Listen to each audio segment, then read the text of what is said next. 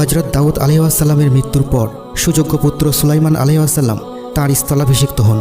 শেষ নবী হজরত মুহাম্মদ সাল্লাল্লাহু আলাইহি ওয়াসাল্লামের আবির্ভাবের ন্যূনাধিক ১৫০০ বছর পূর্বে তিনি নবী হন। সুলাইমান ছিলেন পিতার ১৯ জন পুত্রের মধ্যে অন্যতম। আল্লাহ পাক তাকে জ্ঞানে, প্রজ্ঞায় ও নবুয়তের সম্পদে সমৃদ্ধ করেন। এছাড়াও তাকে এমন কিছু নিয়ামত দান করেন যা অন্য কোনো নবীকে দান করেননি। ইমাম বাগাভী ইতিহাসবিদগণরা বলেন, সুলাইমান আলাইহিসসালামের মোট বয়স ছিল ৫৩ বছর। ১৩ বছর বয়সে রাজকার্য হাতে নেন এবং শাসনের ৪র্থ বছরে বাইতুল মুকাদ্দাস নির্মাণ কাজ শুরু করেন। তিনি ৪০ বছর কাল রাজত্ব করেন। তবে তিনি কত বছর বয়সে নবী হয়েছিলেন সে বিষয়ে কিছু জানা যায়নি। শাম ও ইরাক অঞ্চলে পিতার রেখে যাওয়া রাজ্যের তিনি বাদশাহ ছিলেন। তার রাজ্য তৎকালীন বিশ্বের সবচেয়ে সুখী ও শক্তিশালী রাজ্য ছিল। কোরআনে তার সম্পর্কে ৭টি সূরায় ৫১টি আয়াত বর্ণিত হয়েছে। আর আজ আমরা হজরত সুলাইমান আলাইহিসসালামের মৃত্যুর বিস্ময়কর ঘটনা সম্পর্কে বলবো। আশা করি ভিডিওটি আপনাদের সকলের ভালো লাগবে, তাই ভিডিওটি একবারে শেষ পর্যন্ত দেখবেন।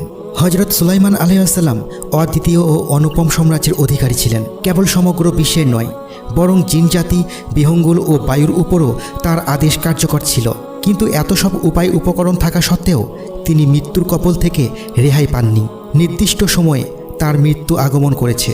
বাইতুল মুকাদ্দাসের নির্মাণ কাজ হজরত দাউদ আলাইহিসসালাম শুরু করেছিলেন এবং হজরত সুলাইমান আলাইহিসসালাম তা শেষ করেন। তার মৃত্যুর পূর্বে কিছু কাজ অবশিষ্ট ছিল।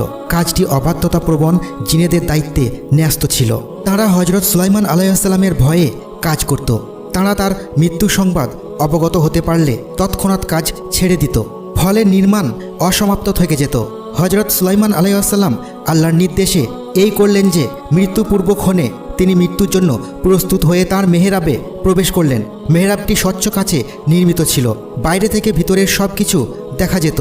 তিনি নিয়ম অনুযায়ী ইবাদতের উদ্দেশ্যে লাঠিতে ভর দিয়ে দাঁড়িয়ে গেলেন, যাতে আত্মা বের হয়ে যাওয়ার পরও দেহ লাঠির সাহায্যে স্বস্থানে অনড় থাকে। যথাসময়ে তার আত্মা দেহপিঞ্জর ছেড়ে গেল, কিন্তু লাঠির উপর ভর করে তার দেহ অনড় থাকায় বাইরে থেকে মনে হতো তিনি ইবাদতে মশগুল রয়েছেন। কাছে গিয়ে দেখার সাধ্য জিনেদের ছিল না। তারা জীবিত মনে করে দিনের পর দিন কাজ করতে লাগলো। অবশেষে ১ বছর অতিক্রান্ত হয়ে গেল। বাইতুল মুকাদ্দাসের নির্মাণ কাজও সমাপ্ত হয়ে গেল। হজরত সুলাইমান আলাইহিসসালামের লাঠিতে আল্লাহ তাআলা উই পোকা লাগিয়ে দিয়েছিলেন। কোরআন পাকে একে দাব্বাতুল আর্দ বলা হয়েছে। উই পোকা ভিতরে ভিতরে লাঠি খেয়ে ফেলল। লাঠির ভর খতম হয়ে গেলে সুলাইমান আলাইহিসসালামের অসার দেহ মাটিতে পড়ে গেল। তখন জিনেরা জানতে পারল তার মৃত্যু হয়ে গেছে। হজরত ইবনে আব্বাস রাদিয়াল্লাহু আনহু থেকে আরও বর্ণিত আছে যে মৃত্যুর পর হজরত সুলাইমান আলাইহিসসালাম লাঠিতে ভর দিয়ে ১ বছর দণ্ডায়মান থাকেন। কুরতুবী কতক রেওয়ায়তে আছে, জিনেরা যখন জানতে পারল যে হজরত সুলাইমান আলাইহিসসালাম অনেক পূর্বেই মারা গেছেন, কিন্তু তারা টেরও পায়নি, তখন তারা মৃত্যুর সময় কাল জানার জন্য একটি কাঠে উই পোকা ছেড়ে দিল। একদিন এক রাত্রে যতটুকু উই পোকা খেলো সেটি হিসাব করে তারা আবিষ্কার করল যে হজরত সুলাইমান আলাইহিসসালামের লাঠি উইয়ে খেতে ১ বছর সময় লেগেছে।